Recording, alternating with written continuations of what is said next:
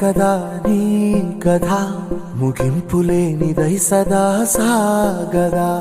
ఇదే కదా నీ కథ ముగింపులేనిదై సదా సాగదా. నీ కంటి రెప్పలంచున మనస్సు నిండి పొంగిన ఓ నీటి బిందువే కదా నువ్వెతుకుతున్న సంపద. ఒక్కొక్క జ్ఞాపకానికి 100 ఏళ్ల ఆయువుందిగా, ఇంకెన్ని ముందు వేచనో అవన్నీ వెతుకుతూ పదా.